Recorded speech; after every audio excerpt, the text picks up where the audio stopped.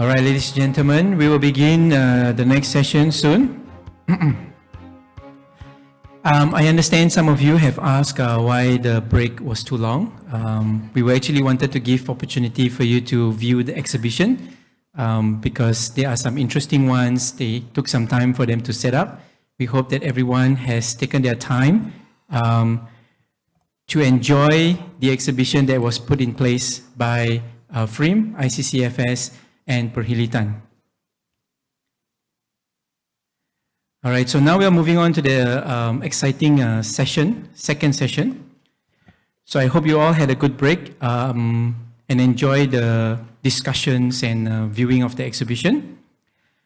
We will proceed with the panel dialogue on EFT mechanism in Malaysia, how to improve its effectiveness in line with global biodiversity framework and Malaysia's national policy on biological diversity. For this session, we will have Ms. Gan Pek Chuan, Program Specialist of Nature, Climate and Energy at UNDP Malaysia, Singapore and Brunei Darussalam to moderate the panel dialogue discussion. Ms. Gan has extensive expertise in the field of environmental policy and management with over 20 years working experience in the public and private sectors. At UNDP Malaysia, Singapore and Brunei Darussalam, she provides advisory support on policy and project design to the Government of Malaysia and relevant stakeholders. Joining the session as panelists is Dr. Khairul Naim bin Adham, the Deputy Under-Secretary of the Biodiversity Management Division under the Ministry of Natural Resources, Environment and Climate Change, NRECC. Dr. Khairul Naim holds a PhD in Environment and Development from University Kebangsaan Malaysia. He has served the government, holding a number of portfolios across various ministries. He is also registered as a professional technologist in the field of green technology with the Malaysian Board of Technologies, MBOT.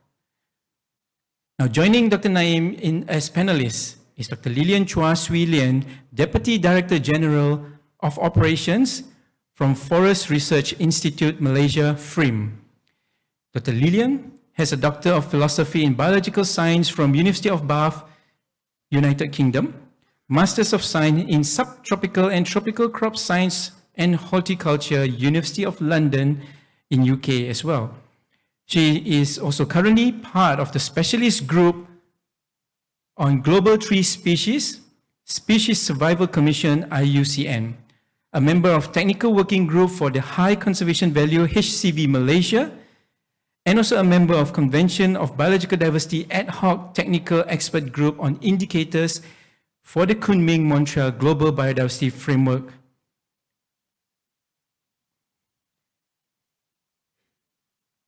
Now, the last but not least, our final panelist is Ms. Prita Shankar. Ms. Prita is an advocate and solicitor of the High Court of Malaya and sole proprietor of her own legal firm, primarily focusing on the environmental and natural resource law and policy-oriented work. She has been involved in the environmental arena both in the advocacy and consultancy capacity for over 20 years. Now, I would like to invite Pek Chuan and our honored panelists to take their seats on the stage. So ladies and gentlemen, let's put our hands together to welcome our panelists to begin this exciting dialogue on EFT mechanism in Malaysia.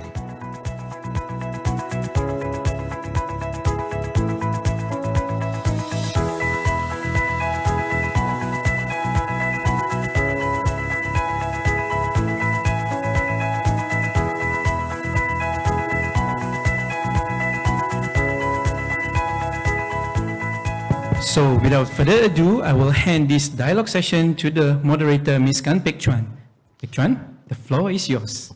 Thank you, Edmund. Thank you for the wonderful introduction and also a very good, quick overview of our panelists, our distinguished panelists' background.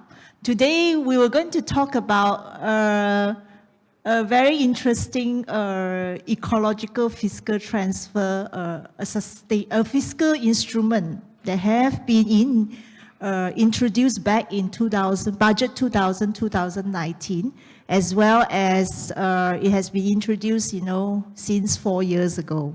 So now into its 4th year implementation, obviously there are a lot of, interested parties looking at its implementation and how well, the ecological fiscal transfer allocation has been utilized by the respective state governments for the purpose of nature protection. When it was first introduced back in budget 2019, announced in October 2018, it was announced with a very, I would say, with a very modest allocation at ringgit Malaysia 60 million. But over the course of 4 years, it has increased from 60 million to 150 million in 2023, announced in budget 2023 back in February. So this is quite a, I would say, quite a substantial trajectory. In terms of percentage, is an increase of 250% increase, from the modest allocation of 60 million.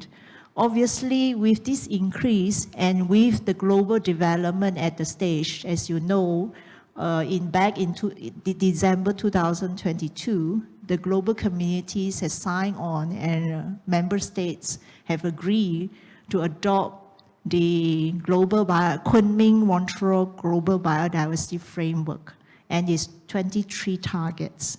There is a specific targets on financing resources to be increased, to be used more effectively for biodiversity. So there is the target 19. And under the target 19, you will also see there are 7 sub-targets that touches on official development assistance, that touches on more effective use of government finance. So ecological fiscal transfer traditionally is viewed as a fiscal transfer from federal or central government to provincial or even subnational government to facilitate, to incentivize the state governments to take, for their part, to play their responsibility in protecting the nature and biodiversity more effectively. So with this, I'm going to start off with some warm-up questions. So perhaps I could ask from the panelists, in what way actually you are connected to this ecological fiscal transfer? So were you involved in a personal capacity, or were you involved in actually, in the starting, or even are you still involved in the implementation of this EFT allocation? Yeah, perhaps Dr. Naeem, would like to start first? Thank you very much, Ms. Gan. Mr. Niloy, esteemed panelists, colleagues, ladies and gentlemen. First and foremost, I would like to thank UNDP for organizing this important event, for us to showcase the implementation of EFT, and perhaps we can get a good feedback from your side in order to improve further the implementation of EFT. I was involved in EFT way back in 2018-2019, when I was the Deputy Undersecretary of Biodiversity and Forestry Management Division. When the MOF decided to put aside certain allocation, as mentioned by Ms. Gan, 60 million ringgit Malaysia in year 2019, there is a need for us to discuss about of how we can distribute the money to all states. Those days, our intention is to have at least 500,000 allocation to be allocated to all states. So we came with a very so-called creative formula, using the 30% of 30% times the area of states PA over the overall area of PA throughout nation, plus 70% times area of state PA over the area of state land. Oh, very complicated, yeah. and finally, we managed to disburse EFT education for the first time in 2019. That is all some brief introduction of how I involved in EFT. Yeah, Dr. Lee. Yeah. Hello, good morning. Thank you very much, Pek Chuan. And good morning to my esteemed colleagues and panelists. I have not have not been directly involved in the formulation and implementation of EFT, but this approach has become extremely important with respect to when we were negotiating for the Kunming-Montreal Global Biodiversity Framework in Montreal last December. Yeah, being directly involved in the negotiations on resource mobilization that looks into financing as well as capacity needs, yeah, it became very important that this approach of EFT, of course we recognize that this is just one approach, yeah, of the many different kinds, whether it's directly or indirectly, either through blended financing or fully private sector financing. It is just one of the many that is now in the forefront. Yeah? A few other countries have actually used EFT approach. Of course, the one with the most experience would be Brazil, yeah, which I think they began in way before the Rio summit. So they have been applying that, and I think China and India has also been doing it. Malaysia came in the picture in 2018. But again, with respect to the negotiations of the Kunming-Montreal GBF, it became absolutely critical that Malaysia looked into the governance implementation, more effective implementation towards getting target 19, which is about sustainable financing, into the KMGBF. KMGBF is Kunming-Montreal Global Biodiversity Framework. I think that speaks for the moment. Thank you.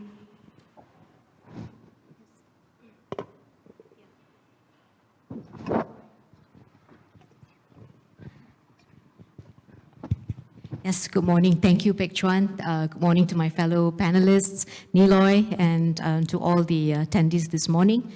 The date exactly escapes me, but I do think my first brush with EFT would have been a couple of years ago at the launch of the 12th Malaysia Plan, when I was invited by UNDP to actually present the outline of what a possible EFT could look like. And then, of course, as Dr. Naim has explained, there's been sufficient trajectory on the EFT since then. And I have been a keen follower of its evolvement over the years. And I suppose my involvement here today would be to see how we can actually make something good better. I suppose that would be how I would kind of sum up my presence here this morning. Thank you. Thank you. So we all know that the EFT has been provisioned, as or formulated as a fiscal instrument to incentivize the states, in implementing or taking more effective conservation actions at the ground level. So, I mean, with this experience of its 4 years implementation, what have you observed in terms of its uptake or in terms of its utilization by the respective state governments? I mean, Dr. Naim or Dr. Lilian or even Prita, you can share with us, based on your engagement with our partners or even with state governments, how well, this allocation has been taken up by our colleagues at the state level. Okay, thank you, Ms. Gan. Before I put my observation on the uptake and utilization of state for the EFT, let me begin with explaining to you the scopes of EFT. In brief, there are 6 scopes of EFT, aiming at increasing the PA percentage. The national policy on biological diversity has outlined the target of achieving 20% of terrestrial and inland water protected areas and 10% of marine protected areas and coastal by 2025. So we use EFT as an economic instrument of how we can incentivize state to put more priority in biodiversity conservation and also to gazette more protected area. The scope number 1 is actually to conserve the biodiversity conservation in protected areas and also to encourage state to gazette new protected area. This can be done via many activities, inventory. It can also use to identify and gazette new area, etc. Scope number 2 is focusing on restoration and enrichment of protected areas. Number 3 is on the development and maintenance of facilities within the protected areas. Number 4 is to strengthen the enforcement. It also can be in the form of intelligence, etc. 4 is to come again. That is number 5. Yeah, number 5. Number 5 is on community engagement and capacity building, and last but not least, activities that can enhance the compliance to sustainable forest management. But the evaluation of effectiveness is only started this year, because we introduced the performance-based criteria in 2020 by issuing a proper guideline on EFT implementation. Based on the 2022 performance, I can say that we can see a good trend in terms of utilizing the EFT allocation. There are more than 270 projects were completed under EFT allocation. Out of that 276 activities focus on scope number 1, 2, and 3. It indicates that states are given more priority to reach the ultimate outcome of increasing the protected area. However, in terms of budget spending, the spending percentage is only about 80%. From 70 million, only 80% is utilized, and 5 states have not reached 100% spending, which are A, B, C, D. Okay. Because EFT allocation need to be used within the same year. Perhaps that will be one of the constraints in utilizing EFT allocation. So in terms of uptake and the trend of using the allocation, I can say that there is a positive trend of utilizing the funding. Thank you, Ms. Khan. Yes, I mean, my experience, Pekchon, is really what you would say anecdotal or hearsay, because in my line of work, especially last year and this year, it's taken me to a number of states. And I think Dr. Naim alluded to it somewhat, to what I'm going to say, is that when we have discussions, especially with the state government, and when state agencies are there in this meeting or workshop, more often than not, what we hear is that they don't have access to the monies. That's something that I've heard a couple of times. So while we have become efficient at drawing in ecological criteria into the way that we disperse federal revenue, we might need to get a little more efficient in how the agencies at the state level are allowed to, permitted, or shown how they can actually access it. Of course, this is coming from the state. It's not my personal experience, but it's something that I take note of when I do attend meetings, especially when I listen to sustainable financing type discussions being held around the table. This tends to come up, especially from protected area agencies. This tends to actually come up more often than not. That's been my observation. Yeah. So, Dr. Lydian, what about from your engagement with the state governments? You know, I mean, from the perspective of research institution, do you see that the state government has really leveraged on this EFT allocation to start prioritizing some of the research needs for conservation and sustainable use of biodiversity?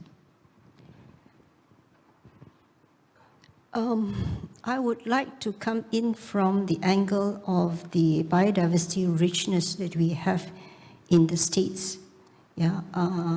So while we all recognize that protected areas, as was flashed in the keynote presentation just now, we have about 200 odd over in Peninsular Malaysia, and in Malaysia itself. According to WCPA, we have about 470 over protected areas of various sizes, of various importance, yeah? So some of the smaller protected areas are very edaphically important because they provide the specific niche for species that actually contribute to the amount of diversity we have in Malaysia. Now, Malaysia alone, and we are very small, yeah? We are about 330,000 square kilometers. A very tiny dot in the ocean. We have about 4.4% of the world's vascular plant diversity. 4.4%. And in terms of tree species alone, we are about 9.3%. And this diversity is actually distributed across many habitat types, some of which is not protected or have very small in comparison to our larger protected areas, like the ones covered in the TEEB study. So hence, when we talk about the need for EFTs, when the EFT is channeled down to the respective states, we need to know actually from the state's concern, from that particular state's concern, what elements of that state's requirements are in that agenda or objective. Is it looking at extent in terms of hectareage? Yeah, because square kilometers is just a bit bigger. Or is it in terms of diversity of our biodiversity? I'm no longer talking about plants, yeah? Look at biodiversity. What element of it is captured or committed by the state for conservation using that EFT funds? I will stop here. This is a question that has to be reflected upon by the state, yeah? Because science doesn't reflect the degree of diversity. It is the habitats that were, and partially we have in Malaysia, we know. And this is Malaysia, including Sabah and Sarawak, we know where are the edaphic, specifically rich edaphic types. What element of this is being conserved through this EFT? That is a question that we are posing here. Thank you for the moment. Yeah, since we know, there obviously is a paradigm shift, when the EFT was announced back in 2018 for the budget 2019. And when it was first announced, the EFT was actually established under the TAHAP scheme, under the federal constitutions. So, and this allocation was effective, for the year of 2020 and 2021. But starting from 2022, is now being allocated under as special allocation. That means a different policy, or I would say administrative basis or procedures are being used.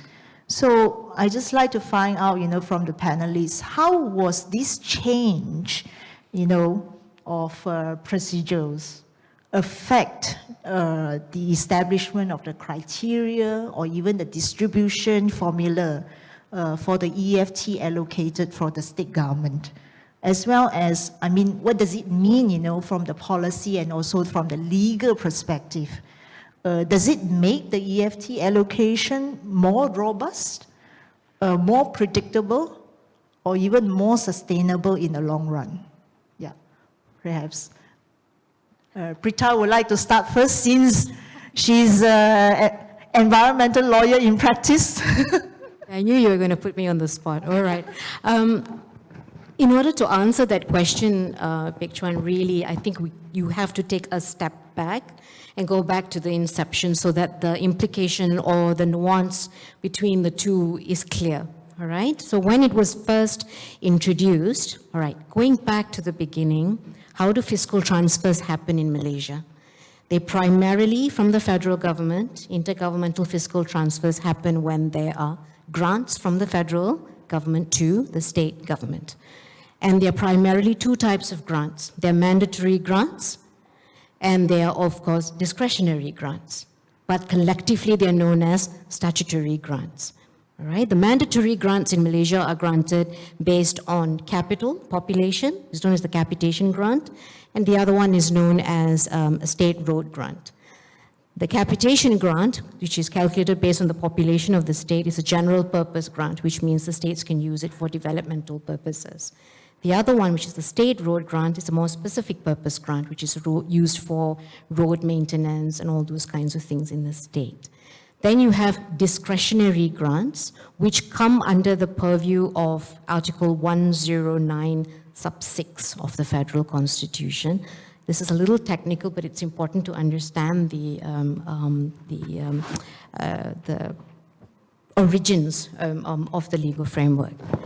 Now, the government is obligated to put into what is known as a state reserve fund monies every year, all right? Now, from that state reserve fund, there is a discretionary power to actually create grants under the state reserve fund for state purposes, and that is where TAHAP came into being. So TAHAP is actually a grant based on economic, infrastructure, and well-being level or status in the states. So when EFT was first proposed and it was sought to be mobilized, what they used was the TAHAP and created an ecological criteria under the TAHAP grant. So in essence, EFT was actually a subset of TAHAP. But what we have to bear in mind is that it is still a discretionary grant, which leaves it to the discretion of the National Finance Council, who makes the decisions about monies that go into the State Reserve Fund and what kinds of grants are then designed from that grant to states. So as it was, even at the inception, for expediency purposes, we did use TAHAP, and it seemed to work well. But even then, we have to remember that it was volatile. It was subject to the decision by the National Finance Council, and it's not a mandatory grant. Now we've come to the issue of it now being categorized as a special allocation.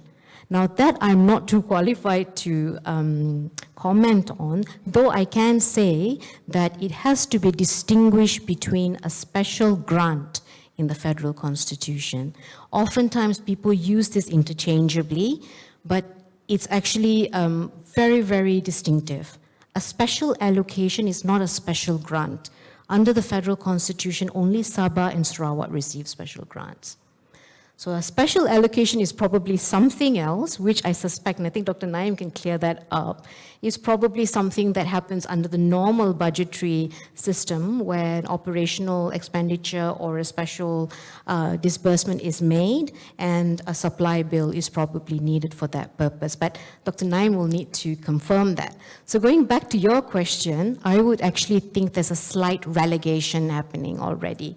So if it was previously disbursed from TAHAP, and now if it's actually a special allocation, I would think in terms of status, I would say that EFT has slightly dropped a little bit, and that needs to be clarified.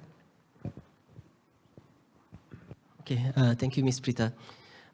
First, I think I have a different view on this regard.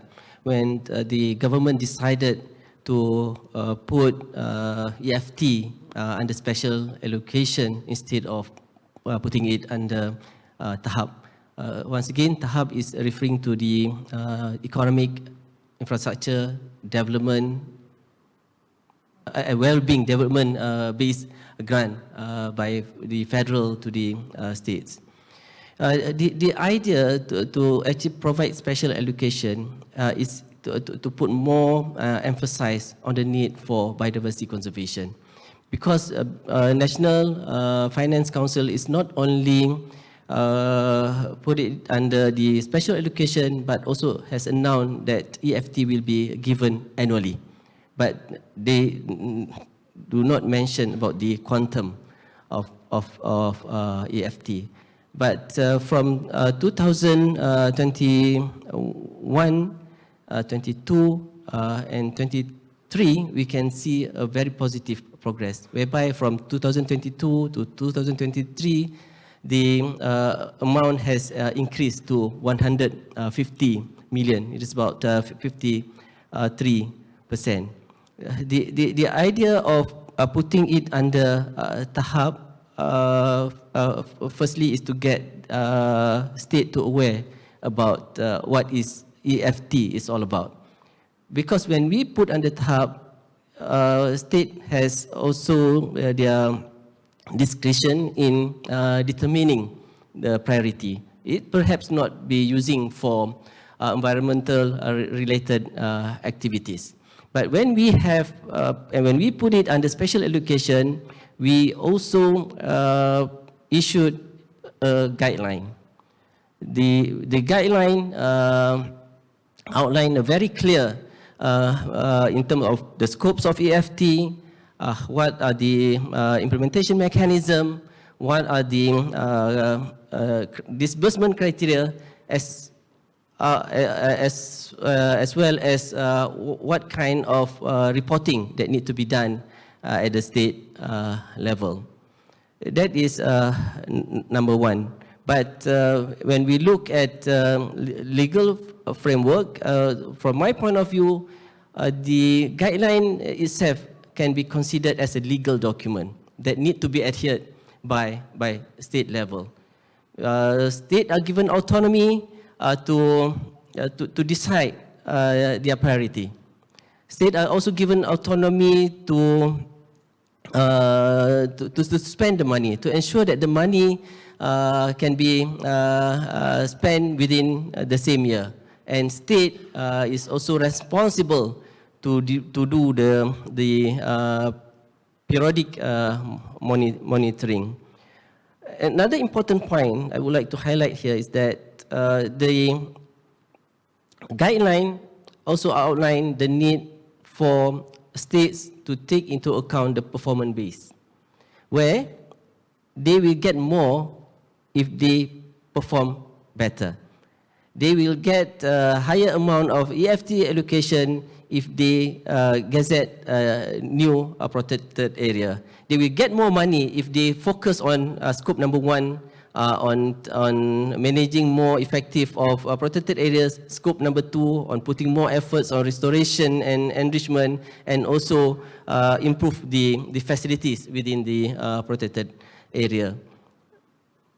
If we look at the legal point of view also, under the federal constitution, biodiversity conservation is not in the list. Yeah, it's not in the list, and perhaps it is very challenging for us during these days to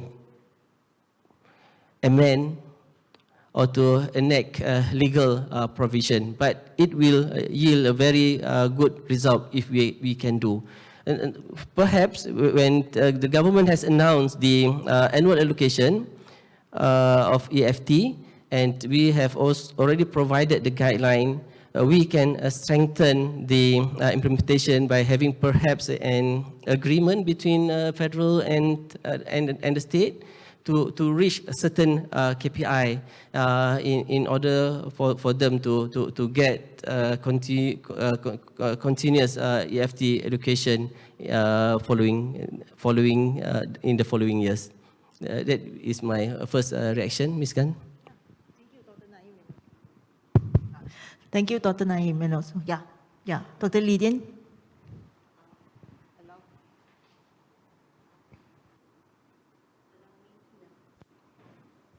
Allow me to remarks here. The first one is performance-based is one thing, but before you can get to performance-based, we need to know what are the criteria for, considering EFT as one of the avenues to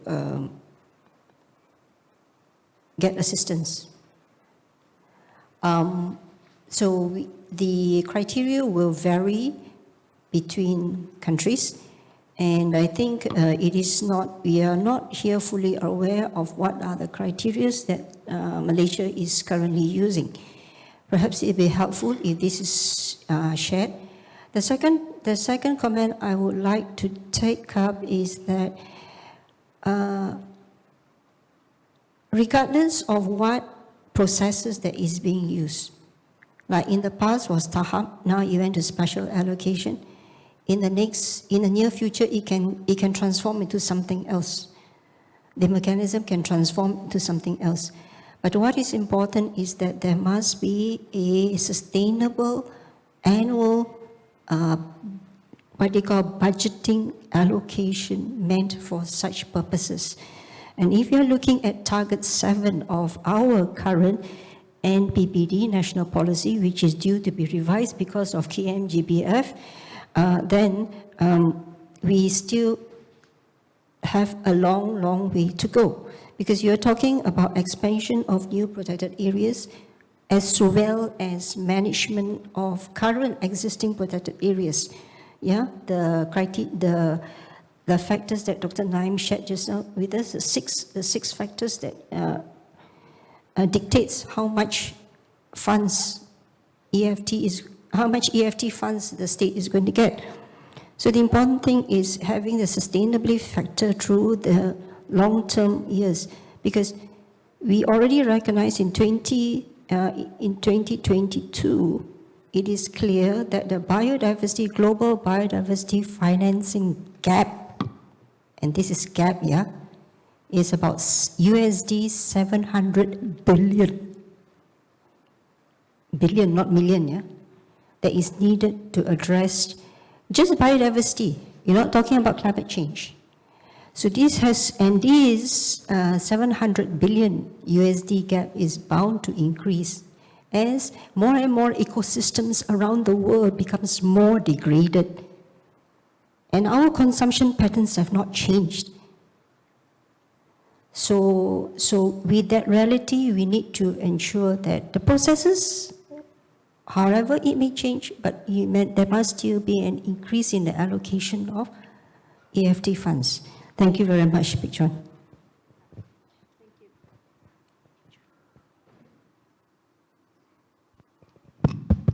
Yes, Rita, you would like to? Yes, before we lose the point, I just want to come back to what Dr. Naim was saying on the regulations before we move on from that. Whether regulations have the force of law or not has not been really settled. It does, but it's a very weak form of law. It's a very weak form of force of law. And not every guideline is the same. And of course, Dr. Naim and Dr. Lillian and all of us here, and by virtue of the fact that I'm here, of course, I will be a huge proponent of legislating EFT for the long term. But one of the reasons for legislating is exactly for the reasons Dr. Naim said earlier. When you have guidelines that look like terms and conditions, which the EFT guideline does look like, you have terms in which you are supposed to use the money, you have conditions for use, and over and above that, you place a duty on the state, especially the state financial officer, to actually submit a report on the spending of the monies, which means this is a classic case of where it needs to be legislated because it is prescriptive, and you place a duty on the state to report. And over and above that, it is an unusual reporting line. It's from the ministry, which is NRECC, to the state financial office, which is more oftentimes obligated to report to MOF. So you have a lot of this interpretation difficulties and asking, am I bound by this? Am I obligated to comply with this? Is an issue that shouldn't come up. So that issue, to be settled, is best to actually legislate and incorporate the guidelines components into a legislative framework, because not all guidelines have the same kind of force of law. It looks at the contents as well.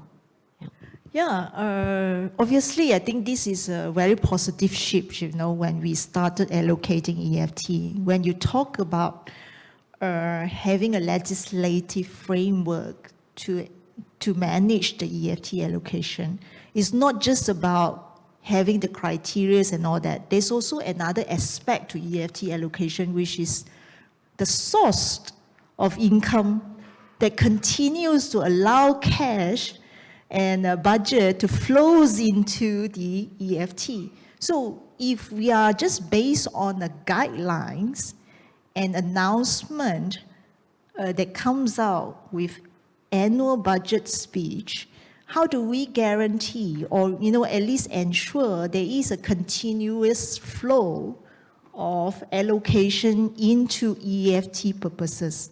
I don't know whether you have any views. I mean, if in the absence of a legislative framework or any other stronger framework. If I may, Ms. Gan, I strongly agree with Ms. Prita. In the long run, we should have a legal framework to ensure consistent annual allocation on EFT. But the idea is actually divided into the short term as well as the long term.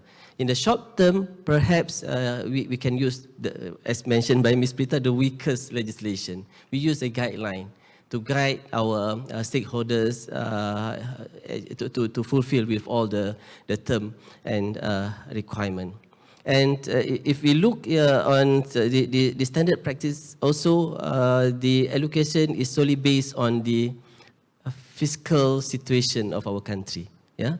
But with TEEB, for instance, where we can justify the need to put more budget for biodiversity conservation, perhaps it can influence the policymaker in making a more green intervention in this regard to put more budget for biodiversity conservation. Perhaps Dr. Lillian can also add to what we had done in Montreal, Kunming recently. Target 19 indicated the need for us to explore innovative financing mechanism. It also highlighted in national policy on biological diversity. Because biodiversity conservation is not cheap. And states, for instance, need more money to put more efforts on biodiversity conservation. But it cannot be relied on a federal government alone. It must be also a win-win situation involving federal government, state government, as well as the non-government actors. In BIOFIN 1, it is indicated that we need around 17 billion to achieve the target of NPBD, National Policy on Biological Diversity. In average, we need around 1 billion a year for biodiversity conservation efforts. In reality now, if we look at BIOFIN 1 report, the spending is only around 0.66 billion. So we can see the gaps between the need and what do we have now.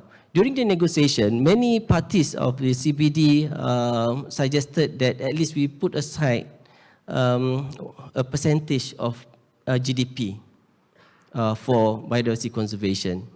Many countries has allocated 1% of their GDP, their national GDP for biodiversity conservation. Ours, as in BIOFIN 1, is only about 0.7%. In this regard, perhaps we can have a better policy making decision, putting it on the right path to set aside a percentage of GDP for biodiversity conservation. It perhaps also can be a good legal framework to be implemented in the near future. But if we look at China, for instance, India, the successful implementation of EFT is mainly because of their legal framework. They have the statutory provision of the federal to provide annual allocation to states in order for them to do all the activities. But they have also very strong monitoring and reporting requirements. And they also have strong indicators.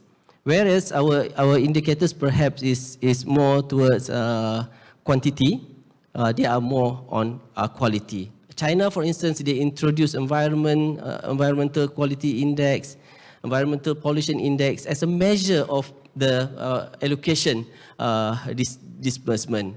But our allocation of 150 million is comparatively very low. India, for instance, has provided around 4.7 billion a year for them to maintain their forest cover. China, Hunan province alone provides 1.5 billion US dollar, not ringgit Malaysia, US dollar.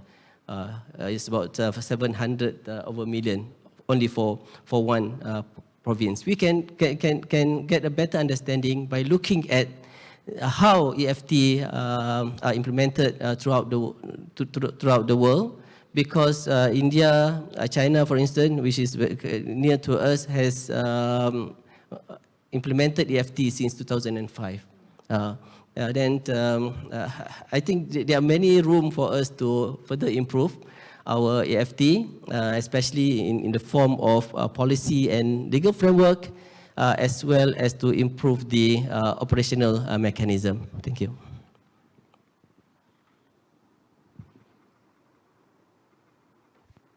If I may add a picture, you know, we have GEF, right? The Global Environmental Facility. At convened Montreal, COP15, we also negotiated for a specific biodiversity fund. Yeah. Now, GEF deals with a lot of things, including biodiversity. It also deals with climate change and desertification. But at Montreal, we negotiated for a specific global biodiversity fund. And I think this is under the umbrella of GEF now, trying to establish such a fund as requested by COP15. So we will see how this is going to be played out, and our demands for that 700 billion financing gap to be addressed. Probably not addressed in totality, but then, so in some respect, when we were negotiating at Montreal, what became very clear was that perhaps not just the ultimate fund itself not available, but the access to that fund has been made difficult for countries which are mega rich, which controls the world's ecological service. Is the access to those funds that has become very difficult, become glaringly obvious.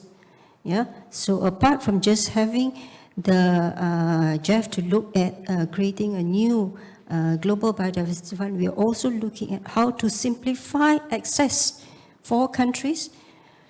In this case of biodiversity, it will be the what they call mega diverse countries to actually allow a more direct access, a simplified access to those funds.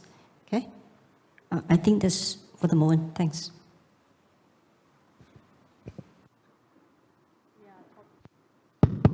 Yeah, talking about access to GEF and all that, I mean, for us who have worked in this space, we all know the criteria and also the procedural requirements are tedious.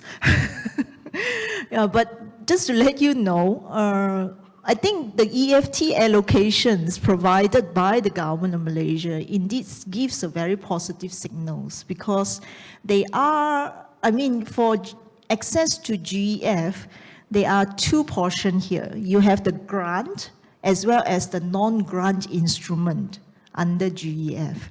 So lately there has been a lot of talks about countries, if you have already established quite a well, financing instrument, there is an opportunity for you to access or request for funding, a non-grant funding from GEF, more like an investment into a blended finance architecture.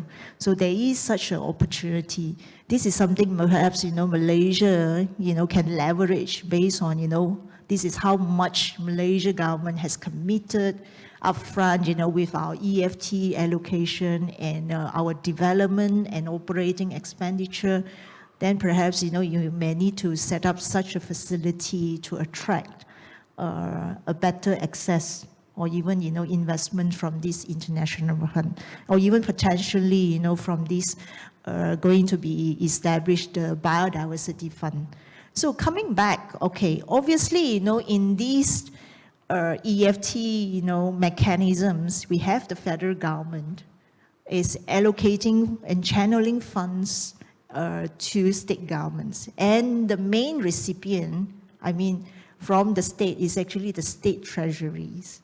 And in turn, we expect that state treasuries will channel these funds to the proper, or the right state agencies with the mandate of, carry out or even implementing the conservation actions.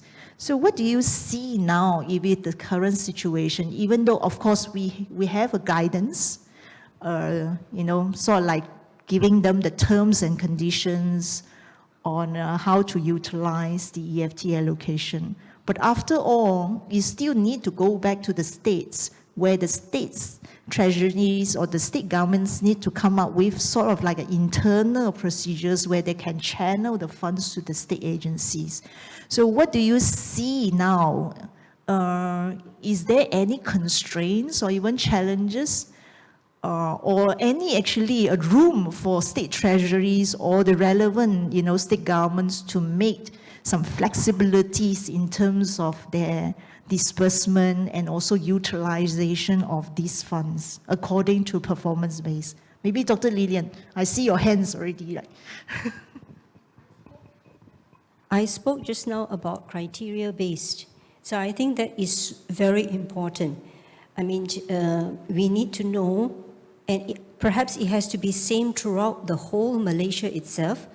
Yeah, the criteria that is put up front for the states to then determine what percentage of the allocation they are seeking for from the federal government that will apply under each criteria. So without that, it becomes quite difficult for federal, when it comes to reporting, for questions to appear for compliance and governance issues. Yeah, because there is very loose criteria or criteria that are really not known. And just now, Dr. Naim did list 6, yeah, which I, of course, the top of the list will be the expansion of PA, because it is to meet our target 7 of the national policy. But within that expansion itself, there are so many factors involved in the designing and the implementation, in the designing and the creation of the new protected area. In this case, I don't presume the protected area is restricted to terrestrial. It also will include marine, yeah. But then the criteria becomes very important for actually at the evaluation stage, post-reporting, whether, you know, we have met that performance base. Yeah? So this is something that I think I needed to share with you all here. Thank you very much, Big Chuan.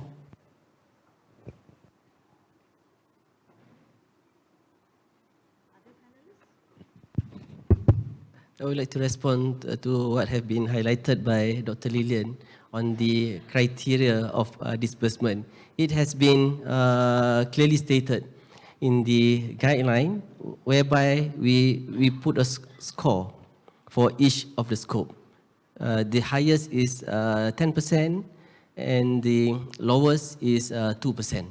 So by looking at the score, the states can strategize of how they can get better score or higher score, because 30% of EFT allocation this year will be based on their performance.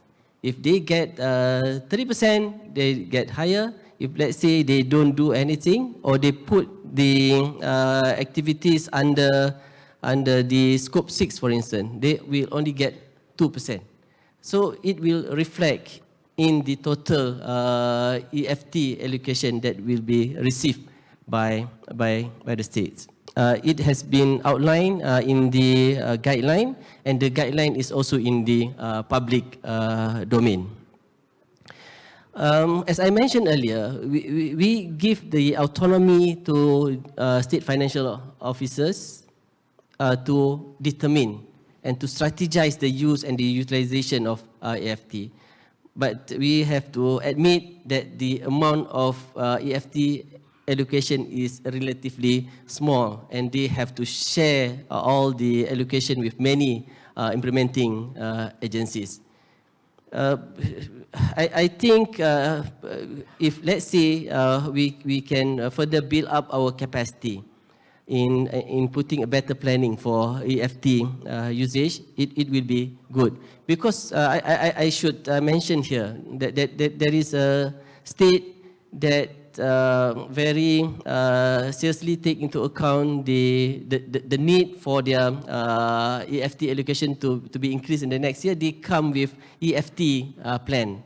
They put more effort at planning stage so that they can get more in the long run.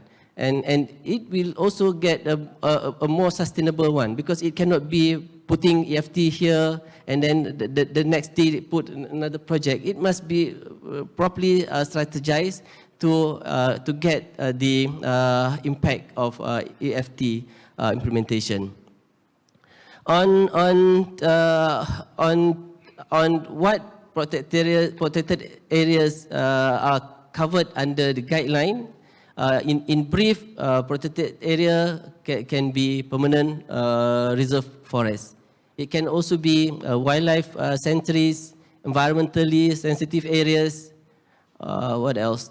Internationally important areas such as Ramsar sites, ASEAN Heritage Park, UNESCO sites, etc. It can also be used to protect a vulnerable ecosystem. So it is very broad, but there is a need for states to strategize on the use because of the small amount. And in terms of who is going to do the activity, it is also based on the state decision. But there is a specific scope under EFT to encourage non-governmental stakeholders, which is local community, partners, etc., to be involved in the process of strengthening the management of protected area. Yeah, thank you for the feedback. Yes, yeah, Dr. Lilian, you'd like to add? Note that to say that, you know, as one of our obligations to CBD, we have to do our national finance plans.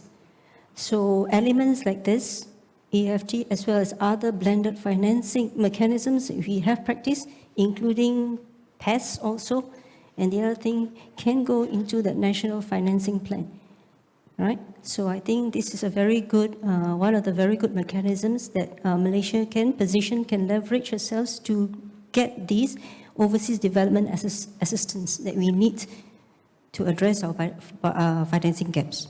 Thanks. Pek Chuan, if I may. Your original question was regarding whether the states were allowed to develop their own processes or procedures for that. That's not something I totally encourage, because in some factors we need uniformity. So you don't want too many different processes on how agencies are accessing the funds once it's dispersed to the states. What Dr. Lilian said is true. The ecological criteria is paramount. But alongside that, the processes that lead you to the monies also have to be uniform in that sense. Just as much as we have, made forestry administration and land administration uniform, we also have to make some level of the processes at the state uniform as well. So I think the ministry is placed to provide some guidance on coming up with how you actually access it, who's in charge of decision-making at the state level, how do you actually determine priorities for the state, which Dr. Lilian mentioned, it might be differing from state to state. But the processes and how you get there has to be uniform, that at least from my perspective. Okay. Thanks. Yeah. Yeah. So this morning we saw the launch, we witnessed the launch of the TEEB. And then we were exposed, to Bee Hong and Luke saying that, this how much total economic value generated from the protected areas. And in terms of, the whole protected area network in Peninsular Malaysia actually delivers at least, net benefits of about 65 billion per year. And you're looking at our current size, quantum of our EFT is only at 150 million. Okay, just now it's billion, now it's million. So, moving forward, if we really have the opportunity, that somehow the stars are aligned, political situation, institutionally stabilized, fiscal outlook is excellent. So we have this opportunity to improve and enhance the EFT mechanisms in Malaysia. And with a vision to be governed by a policy and regulatory regime. What do you think should be the starting point, and what are the elements that we need to consider as we are moving towards this trajectory? Yeah, I know it's not an easy question, but anyone would like to be the first? Maybe I can take a crack at it first and then let Dr. Lilian and Dr. Naim continue from there. Firstly, the stars being aligned scenario has never been presented to us before. But in the event that it has, I think two things to keep in mind. One thing is, I've been involved in this business for almost 2 decades.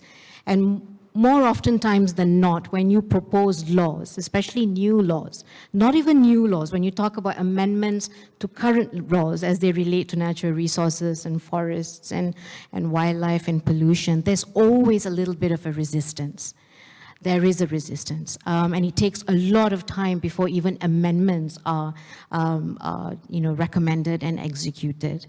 But we have to see the making of laws in relation to use of financial instruments as a progression of the rule of law in this country. That means we have a good mix. We have command and control laws, pollution laws, we have protected area laws. But if we make that step in coming up with laws that use financial arrangements and financial transfers as a means to contribute towards biodiversity, conservation, and national resources, that's to be looked at as a real progression which can be demonstrated at the international level. The other issue very quickly that we need to look at is the feasibility of making that law in this country, which is called the legal preparedness. From my perspective, if you look at all the aspects that go into legal preparedness to come up with an EFT law, whether that's capacity, resources, legal precedent, and also the enforceability of it, I would think that EFT actually satisfies all of those criteria, as opposed to, say, the Climate Change Act, which I know NRECC is embarking on. From an enforceability point of view, we'll have a lot of challenges with that one, depending on how it's drafted. But EFT isn't like that. If it's properly drafted with a proper monitoring and governance mechanism, it's one of those elements of preparedness which we can really easily satisfy. So I think that's just my ending statement on this matter. Hand it over to my panelists. The success of the EFT mechanism approach is fine if you have the budget.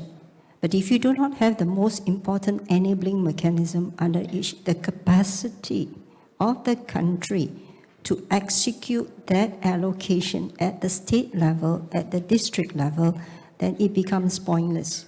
So let's not forget the needs to the institutional capacity, the capacity of other agencies, technical as well as implementing agencies, to execute that funding. Because otherwise you will get, like you said, Dr. Naim, is 80%, right? And it's performance-based, it's outcome-based. Would the outcome-based be what the country gets if the capacity is very weak?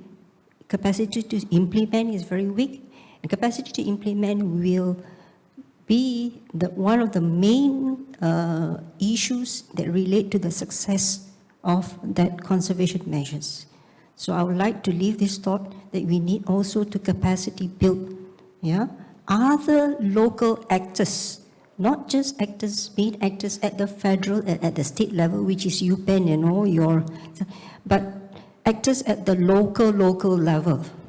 Yeah, because that is where your conservation measures are being implemented. Thank you. First and foremost, Ms. Gan, to ensure the continuity of getting annual budget EFT every year.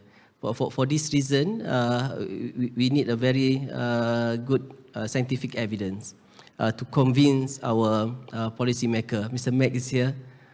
To consider that we can get continuous EFT allocation, Mr. Mac. But there must be a convince factor as well, because we need to show the impact of EFT, especially in reaching our ultimate target of increasing our national protected area percentage. Secondly, in ensuring we have continued allocation, we cannot rely on government alone. We must have a partners. We should think about having a blended or mixed financing efforts, taking into account non-governmental and non-state actors as well. That is number one. Number two is to strengthen the policy and also the legal framework. Perhaps a legal framework will take time, but it can compensate with having a very clear and firm policy, especially on resource mobilization, to ensure that we can get sufficient amount of education for biodiversity conservation. Thirdly, is to look at the governance. the EFT governance. We need to strengthen further the operational mechanism, and also looking towards more quality indicators. Perhaps we can already incorporate environmental quality index of how we can reduce further the air pollution, how we can decrease, how can we decrease the pollutions, etc. Last but not least, I concur with what have been said by Dr. Lillian to build our capacity, not only at the state level, but also at the federal level. As of now, to manage 150 million, we have only 2 officers with non-accounting background, and also further a new officer. So we need to build capacity. At least they can really look at the planning stage, and how they can analyze the report to make a better decision in the following years. Thank you. Yeah, thank you. It looks like that we still need a lot of capacity improvement, enhancement in terms of how to help both the federal government as well as the state governments to better manage and also utilize the EFT allocation, and not to mention how to ensure the EFT mechanisms can actually go on in future years. So with that, I would like to, we were going to take a pause to discuss and converse among ourselves and open the floor for our participants to have, I see first hand already, I haven't finished. I see second hand, that's great. So let's start the Q&A session now. I would like to invite at least 2 to 3 questions first and let the panelists to respond. Just to let you know, apart from the panelists on stage here to respond and to provide some feedback, we also have a backup. We do have a representative from the Ministry of Finance Malaysia, Max. Yes, if you have any direct questions related on the finance, related to the mandate and jurisdiction of MOF, you may. Of course, there are certain questions maybe is not applicable, like asking for the quantum of EFT. That's not relevant in this platform. But anyway, you are most welcome. Yes, we'll start the Q&A now. Yes. Okay. Good afternoon. My name is Sharat Zah. I'm from Perak State Park Corporation. Max, you better be ready. Okay, first of all, thank you very much. I think it's an eye-opening forum for everybody here. The Perak State Park looks after the 2nd largest protected area in the country. We also have marine protected areas, conservation islands, and wetlands. Yeah. But from the beginning of the EFT, we have not received anything. Nothing. Okay, so I know for this year, the ministry has put guidelines and scopes that is much clearer, but now it's July, we still haven't had anything. And by November, all accounts close. So what are we to implement, even if we do get it? So the mechanism in Perak is that state agencies have to submit in their proposals, which we have done, but nothing has moved since our submission. Okay, so July, November to account. So when are we going to do anything? Even if we did get the money, and we're not sure we're going to get the money yet. Okay, so what's the solution to that? What is the problem at state level? Number 1, the implementing agency, which is usually UPEN or the State Economic Planning Unit, do not have focus on biodiversity or natural heritage protection. None. You talk to state, do you understand what CBD is? None. Is it important? Yes. Is it a priority? No. So it has not come down to the state level that the EFT is even part of our CBD obligations. They don't understand. The reason they don't understand is they do not have the people with the technical competency or knowledge that links state work to national agenda. The fastest solution to that, I would suggest, is for the ministry to pay and put at least 2 people in every state that looks after biodiversity or nature protection. Because if you wait for the state to actually have their own people, I take my state for example, nobody from UPenn except for Puan Intan now. Even then, she is overwhelmed with other things. So I would suggest at first level intervention that the ministry pays and put technical expert that looks after not only the EFT, but look after biodiversity and natural protection in UPenn. It's not a priority at state level. They don't understand what is the federal commitment, and they do not see where state play into the federal commitment. They might have some fuzzy ideas, but they don't know how to implement that. So if you don't have the technical competency to be able to do that, they don't even know that this EFT is a big picture part of our commitment, you know, to Kunming Montreal or whatever. They haven't even heard of those words. So what do you expect them to distribute the money? Number 2 is more transparency in terms of when the money comes to state, how much comes to state, and the state process of distribution of the money needs to be more accountable and transparency. And this is where I think if we put good technical people in to support the state, then Lillian, we would have more targeted distribution of the money, more evaluation and impact assessment of where the money goes. If not, the state will put in other things. Number 3 is to get the state to put their act together in terms of getting all the implementation agencies to sit down to do the EFT plan. Okay? So within state border, I look after protected area, right? Forestry looks after forested area.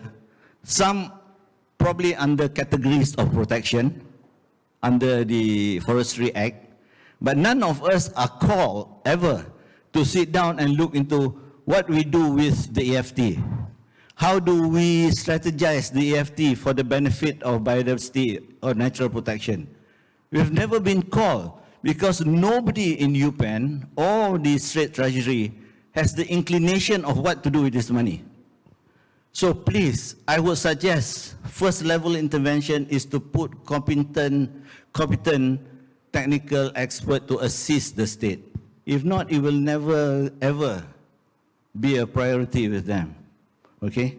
So I don't want to talk long. For those who knows me, I tend to grab the mic and not let it go. I will leave it at that.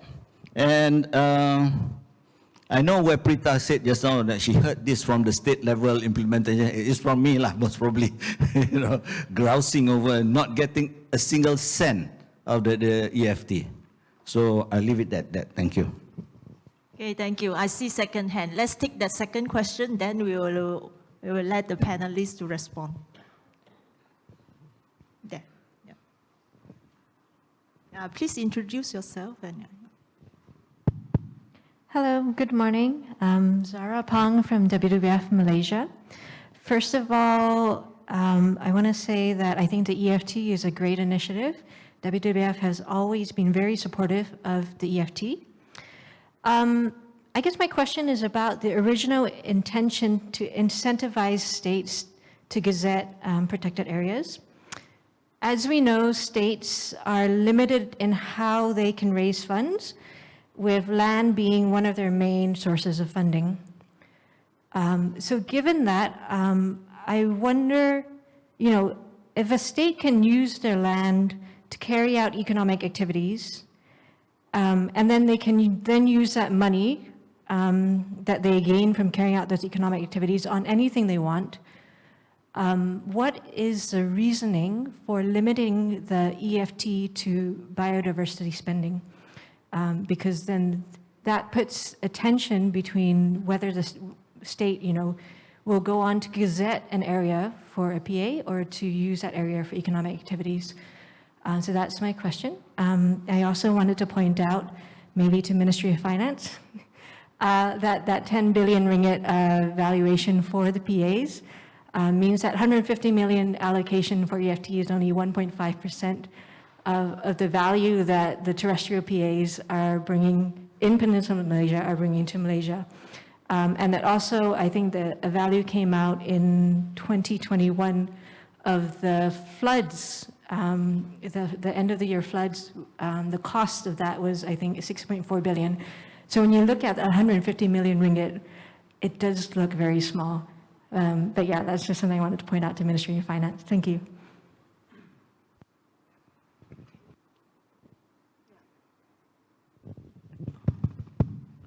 You would like to respond, Dr. Naik? I would like to respond to what has been highlighted by Mr. Shah. We recognize that we have operational,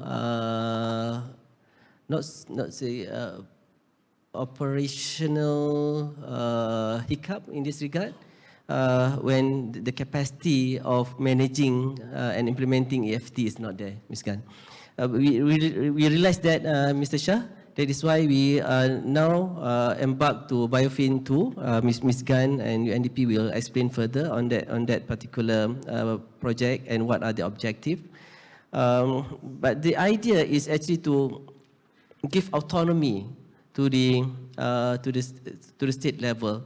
But this time we try to further enhance the capacity, especially at the planning and also at the implementation level. For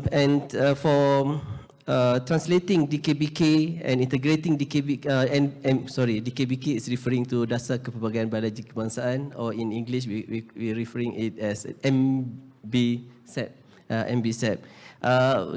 To align MBSEP with Kunming Montreal Biodiversity Framework, we are planning to get few technical experts to assist in not only for EFT but to assist the implementation of NBSEP, and we hope that the technical experts can provide good assistance to the state in EFT implementation.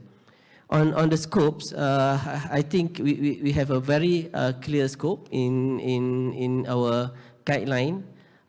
It can also be used for sustainable use. For instance, there is a need for states to maintain and improve the infrastructure or facilities in the protected areas to attract ecotourism activities. They can also use EFT education for that particular purpose. Since the communication, education, and public awareness on EFT is also not good, we can also use EFT education, Mr. Shah, under Scope 5, under the capacity building, to do whatever activities related to SEPA. There are many ways and room for us to further improve EFT, and we hope that we can discuss it in detail tomorrow, yeah, Ms. Gan, during our inception workshop for BIOFIN 2. Thank you.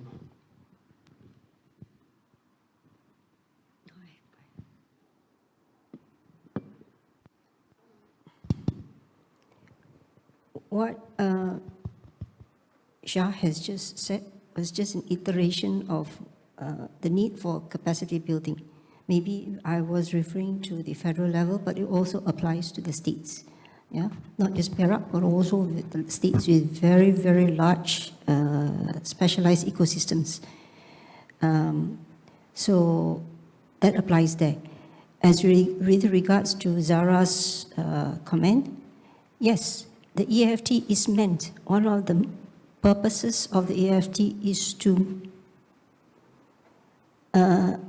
overcome the opportunity cost lost through foregone tax revenues. Yeah.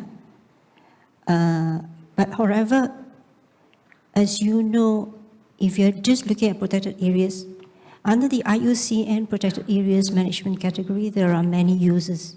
I think 6.5 criteria are in there. So it doesn't actually employ that, you know, if the state gets an EFT, that area of protected area is completely blocked off from use. So it has to be clearly defined, right? So it is not, everything is not like, you know, you get this EFT means no extraction. It does not mean that. So this is where the criteria becomes important. And if you're looking at protected areas, like I said, we have 6 of the IUCN management categories. So we can define it there, right? But it's important to note that it will overcome the opportunity cost lost and also the environmental cost that arises if the proposed degradation takes place. Thanks.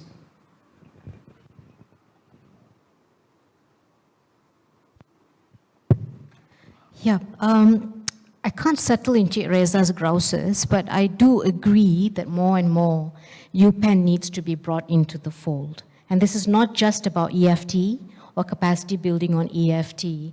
As we see a lot more, for example, carbon type agreements, PES type agreements start to develop and start to take off, you will see that in the picture more prominently than even the natural resource custodians is the state UPenn. So alongside capacity, there's an issue of them seeing themselves more than just dispersers of money, but also see themselves as a key stakeholder in the overall process and the overall outcomes for conservation.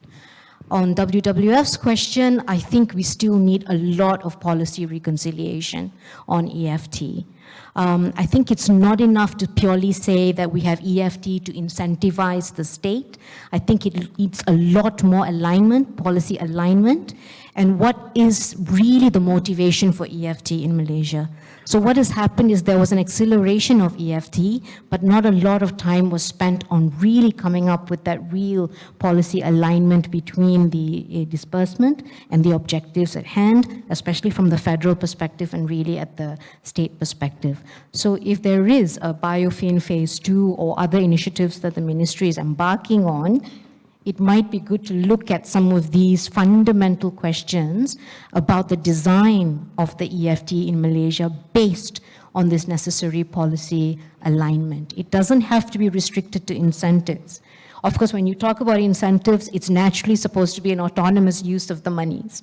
But when you start talking about a blended approach, not just about finance, but approach that can be partly autonomous, partly for compensation and incentive, but partly also to allow for the federal and the state government to meet some of its conservation objectives, whether at the national or at the international level as well. So that kind of a policy reconciliation also needs to happen. Yeah.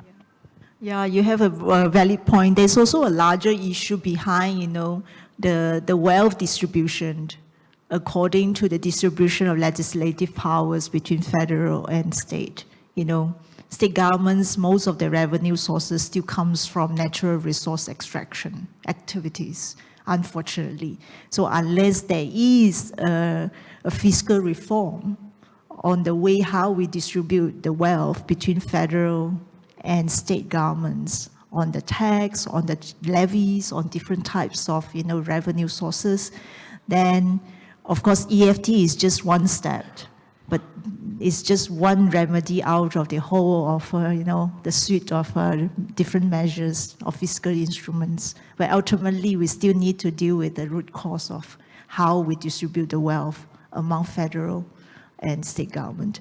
So with that, we also have questions from the online participants. So I will just read one question. So this question is about value. on biodiversity. So it says, once we have put a value on biodiversity, does that undermine or limit the values that we as a society should have towards something? For example, biodiversity and nature, that we have always thought of being invaluable. So does the imposition of a value necessarily lead to certain cost-benefit transactions that may not favor the protection of biodiversity? That means, seriously, if you think that, nature is so important, you can't just put a dollar or ringgit or cents to it. You should, entrench and then see that this is important, that's why we need to protect it. But now, once we put a ringgit and cents, does that mean that it gives you different signals? So some may read it differently. They may see this, if Taman Negara has a total economic value of 1.7 billion ringgit Malaysia, does that mean we have explored it enough or exploited enough? Yeah.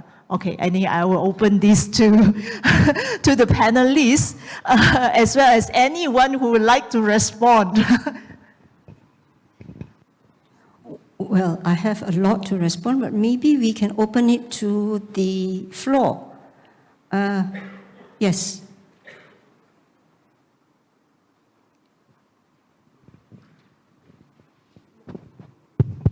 Maybe we could just find out whose question this is. Did it come in from the online? Maybe just identification of whose question so we understand the context. Hi, me again.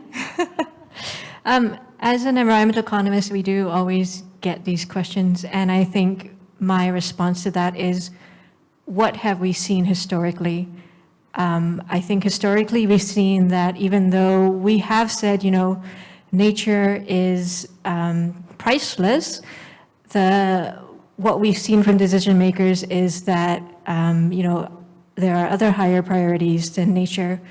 And I think the value of putting in a financial economic value of nature out there is to understand what nature does for us and the economic value it brings to us. Because if we don't have that, the decision makers might equate that value to zero, right? So if we don't understand the economic value that nature brings to us, then we can't understand what the trade-offs we are making. And I think what we've seen in the past is that the trade-offs are that the value of nature is very low. So I think putting that economic value actually helps with the decision-making here. Sorry, if I can just contribute. Totally agree with Zara, and it's actually written here, this is one of the limitations of economic valuation studies, because we don't want to just price just for the sake of pricing, but to support policy decisions, because economic values is an input to guide and to support policy decisions. And so there are also spiritual values and all that. So, so just to support that idea that, if we do not have the value, because we are just using it for, because we are using the monetary terms is for the conventional economic framework. So we are just adding and making nature visible in that decision-making framework. Thank you.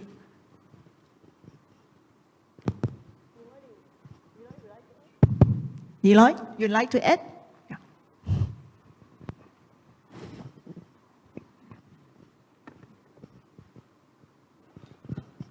Hi, just a quick one before Niloy you go. I think a reflection would be that we need a change in the way we use the terminology.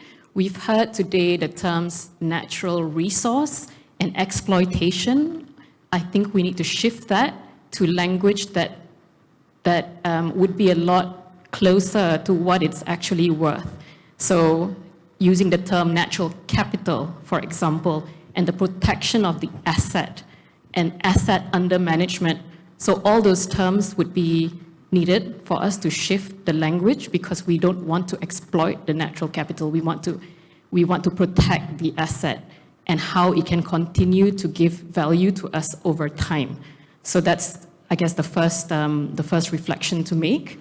The second would be questions I have to the panel around the underutilization of the EFTs. So the two questions I have for Dr. Khairul, first of all, would be what would NRECC do to strengthen the capacity of states to draw down from the available funds? The second question would be, given the availability of alternative financing mechanisms such as grants, like what GEF is providing, and more novel ones like PES and carbon credits, would NRECC be considering EFTs to be a pass-through fund where it's given directly to states with clear guidelines on what they should be using it for? So there are different financing mechanisms for the protection of your natural capital, and the different financing mechanisms should function differently. So EFTs, given how difficult it is to draw down and the challenge you have to get your states to bid in and develop projects for implementation, would it make more sense for the EFTs to just be given for existing natural capital protection to the states? And then the third question I have is for Lillian, where you mentioned the 700 billion financing gap several times on the panel today. Do we have data of Malaysian financing gap, given that you operate primarily in Malaysia, and that's the data we actually need for us to be able to develop the mechanisms that in more meaningful ways?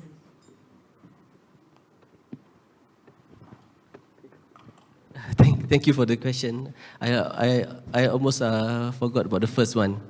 Before I pass over to Mr. Niloy, I would like to firstly react to your question. On the first one, on capacity bidding, we will put the exercise under a special project, BIOFIN. I think we can discuss further on the details of the program. On the second one, actually we are open as long as we can fully utilize the federal allocation to improve biodiversity conservation and achieve the target 7 of National Policy on Biological Diversity.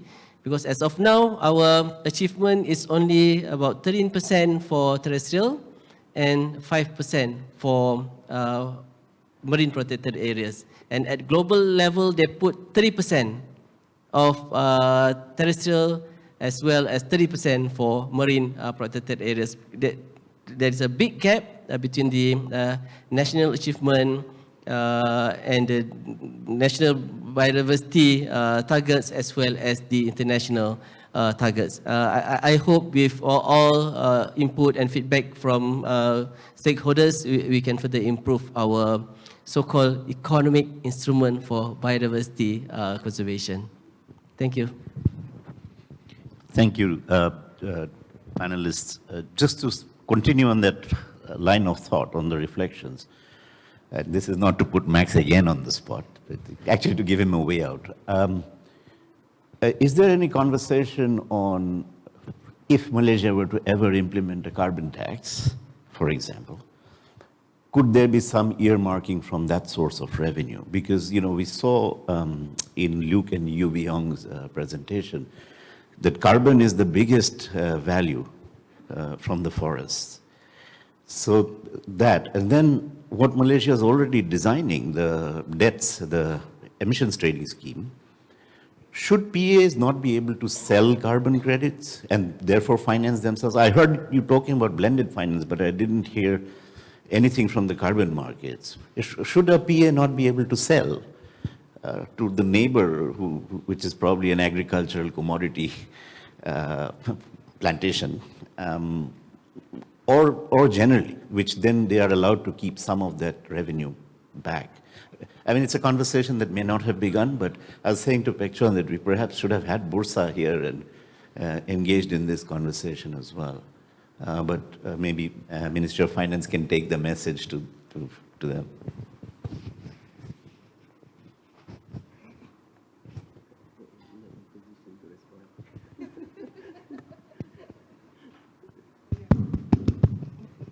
Yeah, obviously, I think there is an opportunity. Only that I think the voluntary carbon trading scheme, carbon market currently implemented by or executed by the Bursa Malaysia is I mean, it means it's a voluntary scheme. Still it is a very early stages of implementation. And as you know, currently Malaysia still doesn't have a legal framework or regulatory regime for regulating the carbon pricing and the carbon market. So it's purely, and even the VCM, voluntary carbon market implemented by Bursa, is auction-based because of the lack of a legal framework that regulates the carbon pricing in Malaysia, which is why they have to go down to the auction-based options. Yeah. So I think this is something, I think the ministry is currently going to undertake an exercise. There is a tender out for a National Climate Change Act formulation. So we'll wait to see how that further develops. So we're going to have one last round of questions and or any reflections or response. Yeah. Oh, yes, Dr. Lee. Sorry, the answer to your question, ma'am, is I think you need to refer to MOF. MOF will have the figures, and I'm sure it's published online too. The second question I have to whoever online who is posing that question, it is a very difficult thing to address, but I tend to concur with what WWF has just said, that we actually do need to put a valuation, even an estimated valuation on biodiversity. For more details, to the person who has posed this question online, maybe you might like to read the Intergovernmental Panel for Biodiversity and Ecosystem Services' latest deliverable, Diverse Values and Valuation of Biodiversity and Ecosystem Services. It just came out last year. So I think that one will give you a huge perspective on the complexity and how there are inherent problems in trying to value biodiversity at a national scale. Yeah, a lot of work has been done on a local scale, which is fine, straightforward. But when you want to aggregate them into a national level, it becomes very complicated. I would suggest that those who are interested here go and look at the IPBES Diverse Values and Valuation of Biodiversity. Thank you. Okay, we're going to invite one. I see one. That's, you have the last call. Oh, there's another one. So 2 more questions. Yep. Hi, my name is, excuse me, my name is Shakil. I work with the British High Commission. So 2 key points. Number 1, BHC has also recently commissioned an EFT study. So we're looking at social safeguards for Malaysia's EFT. So it'll be good to connect with the ministry. Just because we are also having conversations with the climate change division side of NRECC, I think. My second point is to Prita. So I know we've been talking about legislative frameworks for EFT. I understand that NRECC is planning to develop a climate change act soon, hopefully sooner than later. You also mentioned something about how this climate change act will be incompatible to an EFT legislative framework. So I just wanted, could you just unpackage that a bit so that I understand that correctly? Thank you. So sorry. No, it isn't an issue about incompatibility. If you look at it in comparison, which with kind of act will be easier to implement, it would be the EFT as compared to the up and coming climate change one, because of the jurisdiction of land and forests falling within the states and climate mitigation closely connected to those use of those resources and the exploitation of those resources. A climate change act, which might involve a cap and trade, which might involve mitigation aspects, which might involve adaptation aspects, might be more complicated to monitor and enforce as opposed to one on EFT, which is much more direct. So I was in support of how fast we can actually generate this legislation. Yep. A quick follow-up to that. So would an EFT legislation, could that sort of be incorporated into the Climate Change Act, or would it have to be separate? I think it would be the other way around. If you wanted to fund activities that were climate change related, then you could add a climate change criteria into an up and coming EFT legislative framework. So one would actually support the other, but in this case, I think climate would feature the other way around. Yeah. Okay, I see the last hand. Yes, here. Yeah. Hi, good afternoon. My name is Kennedy Michael. Today I'm here for Gabungan Daerah Iklim Malaysia. And mine is more a reflection. I'd like to thank all the presenters, Luke, Bihong, Dr. Carol, Dr. Lillian, Ms. Prita. It's well presented, well framed. But the reflection that I would like to leave is, if you look at the bottles of water on the table there, if we commodify it, today the water will be 10 cents, tomorrow will be 50 ringgit, right? And so we're in the Anthropocene-led destruction of our systems, not the world, but our systems. We have an economic system that has brought us to this point, which is about 400 or 500 years old. It was a completely different system before, and now we're facing the results of this economic system. So we know that system needs to change. It has worked up to a point, but it seems that we're trying to commodify everything to make the language palatable and to make the processes acceptable to continue business as usual with another name. But if we were to anthropomorphize things like the forest and water, if I take away your water, 7 days, that's the end of all business, all life, and everything. It's that simple, really. And there's a danger in commodifying basic things like this. And it's something that we need to be very aware of when we say ecosystem services, because it's not a service that's provided to us. Like, oh, I contract the ecosystem and you pay me this much. There's so many things we have no idea of what's going on. And we keep gambling. So I think part of the conversation needs to be about, we are a product of evolution. In my view, I think we're like all species that exist on this planet at this time, experiments by nature. And nature has been known to wipe out its own experiments. This work, this species work, this one, tak boleh pakai, take some of this, put it there. It would be very arrogant to think that we're the apex. And it's, I think, important that in all these conversations about framing how the ecosystem serves us, and as the lady over there said earlier, you know, how we put numbers and things like that. It's just easy. If we take away your water, what happens to all these conversations? 7 days. You know, and then that will give us a clearer idea of what we owe to the ecosystem, how dependent we are on the ecosystem, and how we need to see it in a completely different light than the ones that have been the majority of the conversation. I'm not saying that's wrong. You know, there are many pathways we need to follow. There are many things we need to find out. So we need everything to come to bear, like what has happened today and also in the report that is produced. But the conversation that's missing is this part of it. You know, do we commodify everything? And then one day, if you want to buy water, how are the orang asli going to afford to buy water on the stock exchange?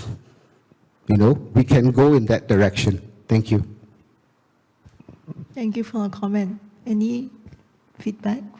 Or yeah, but I think that's a good is a good point. After all, as you know, we're still living in a society and where, you know, a lot of policy and decision-making process are based on values. Some are monetary values, there are many factors that contributes to decision-making process. And given the current structure, you know, architecture that we are living in, we have no choice, you know, sometimes we have to also, you know, start, you know, structuring our arguments and our case building towards, you know, the economic values and to try to convince. And hopefully, you know, with that, trying to shift the mindset for being too entrenched into economic value or monetary values towards more larger, more holistic value systems. I mean, hopefully this is just one of a kind, but we do not stop here. Obviously, economic valuation is just one approach. We still have other approach like, how do you see that from a spiritual angle or religious angle to emphasize. And or even now we could say, it's a survival. If we do not protect the nature, it affects the survival of the whole humanity. So it's all about how people perceive the importance, the values of this nature that will affect their decision-making process. So I don't know, I think with that, I see, it seems that this session, okay, that's last one, no more.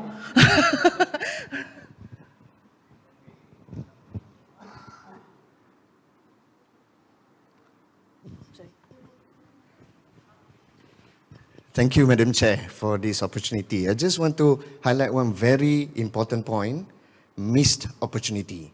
This we must identify, this we must delve into, this we must highlight, particularly through the NRECC and straight to the Prime Minister. We have to go straight under the Prime Minister from now on. Everything must be operated right from the top, because this is everyone's issue. Right? Sustainability, biodiversity. So I just want to give one very important example or the missed opportunity that I've highlighted, the low-hanging fruit, if you like. Malaysia, for example, since tsunami in 2004, 2005, we started National Mangrove Planting Program, right? So these 18 years of experience is very important to write on, because this is the opportunity for us to charge, to provide information on the benefits that we've provided from this program, right? If we sell blue carbon, if we sell the carbon that we have trapped in the 18 years of process of restoration, and to sell credits, for example, if we have the mechanism ready, right? We are one of the most richest country in Southeast Asia, because in Malaysia, after Indonesia, we are the largest in Southeast Asia.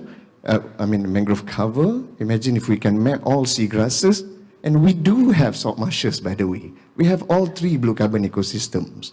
So there you go, this is the missed opportunity. I haven't seen the document, by the way, sorry, but I hope this has been captured, and I hope this will be a national agenda. Thank you very much.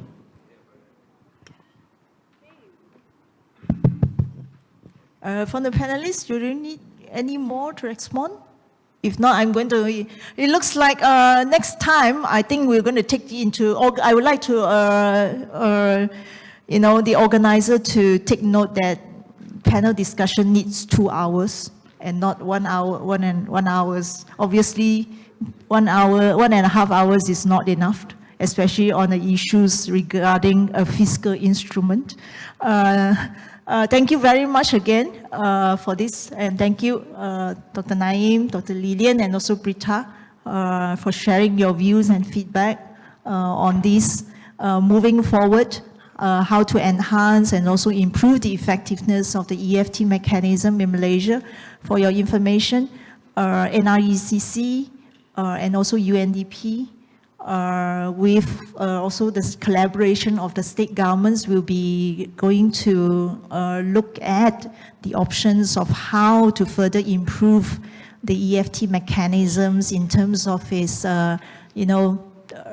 operational mechanisms, in terms of the performance criteria, and also, in terms of how to build the case for increased allocations under our new project initiative called the BIOFIN, Biodiversity Finance Initiative Phase 2.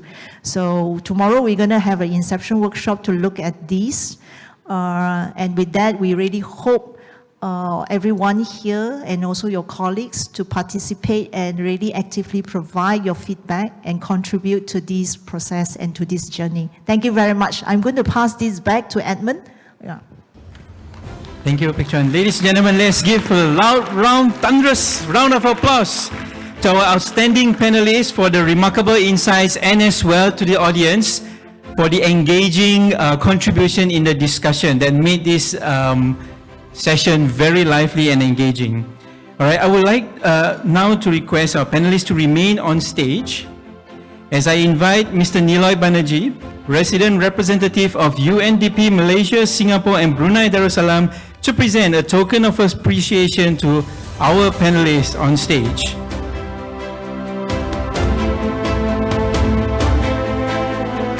So first, I would like to invite Dr. Khairul Naim to receive a token of appreciation from us, UNDP.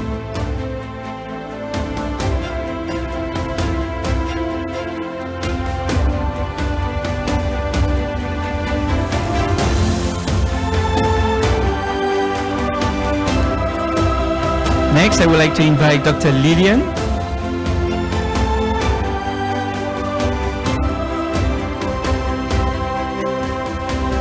And finally, Miss Prita.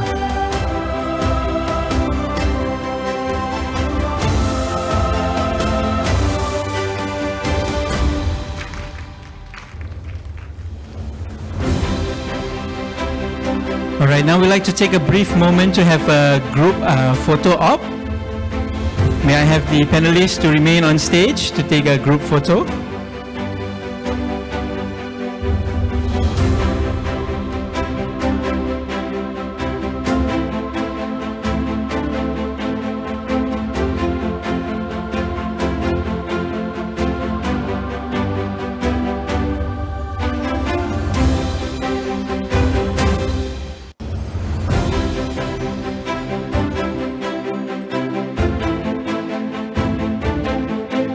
All right, let's hear another round of applause. Thank you to our panelists, and thank you, Pek Chuan, for moderating such a lively discussion and engaging session today. Now, ladies and gentlemen, before we move on to the last session, after all the heated, engaging discussion that we had just now, I would like to take your attention away towards your bag. For every seated participants, you have a bag with you.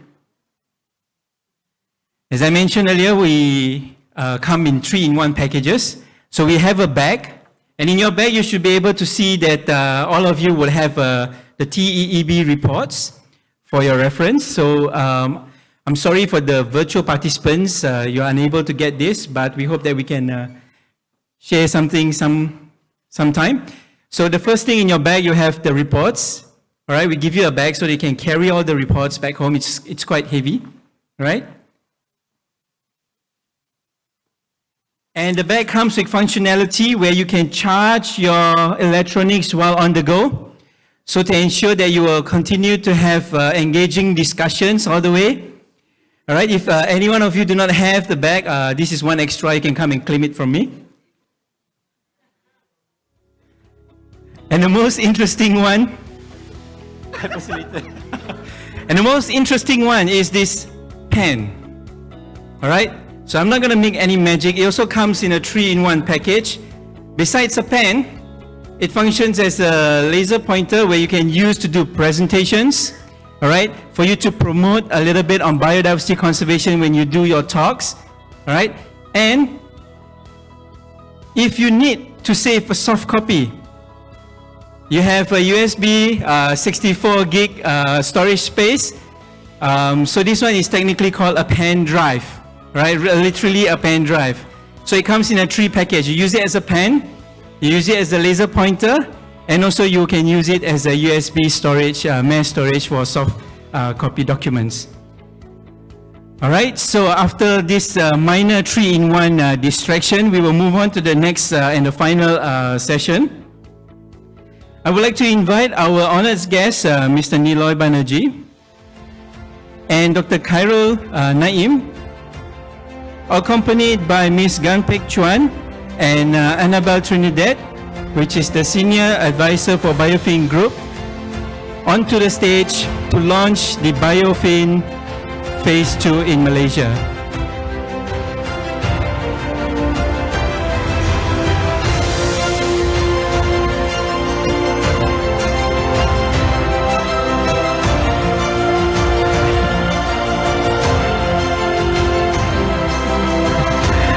All right, so to officially launch the Biodiversity Finance BIOFIN Initiative Phase 2 Extended, I would like to invite Mr. Niloy and Dr. Naim to raise your right hand and place the palm on the signature globe at the count of 3, all right? At my count. Ready? 3, 2, 1. Ladies and gentlemen, let's give a round of applause.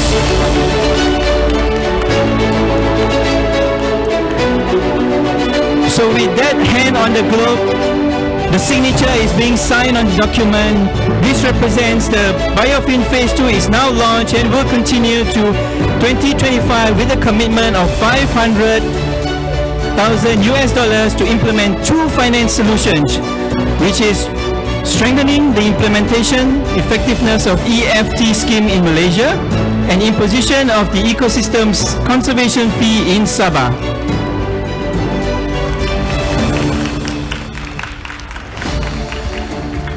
And as you have heard just now, the work begins immediately as we will have the BIOFIN Inception workshop happening right here in this hotel tomorrow.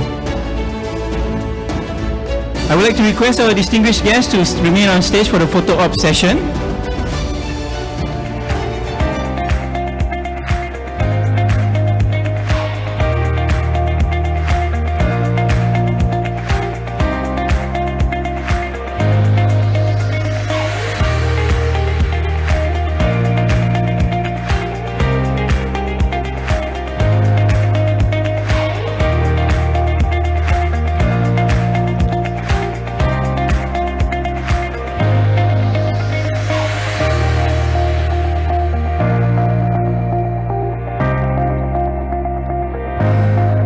Thank you to Mr. Niloy and Dr. Naim for the launch of BIOFIN Phase 2 Extended in Malaysia. Ladies and gentlemen, before we part ways, let's give another round of applause to all the speakers, the panelists, and to the audience yourself for such an engaging session in this 3 sessions that we have in one event today. All right, from our discussion, I can say that while we have some good work on biodiversity has started, as we have observed from the TEEB studies and also the mechanism of EFT, the question still remains, will our biodiversity see the light of being more prioritized in our budgets and financial resources? But I believe that we can recognize more work still needed to be done, but things will get better. So I'm a bit more on the positive and optimism side. Things will get better. And today, let today mark the day that we build on the momentum from agreement to actions in building back our rich Malaysian biodiversity. So ladies and gentlemen, on behalf of UNDP Malaysia, we'd like to thank you for being part of this memorable gathering today. A recording of this event will be available if you would like to rewatch or share it with your friends and colleagues. So now the participants in this room, you may proceed to observe or visit the exhibition if you haven't done so. But this is truly Malaysian style. You may proceed to lunch at Makan Kitchen, just 1 floor below us. All right, so I think with that, I would like to end this event today. Thank you, and we hope to see you all again in future events.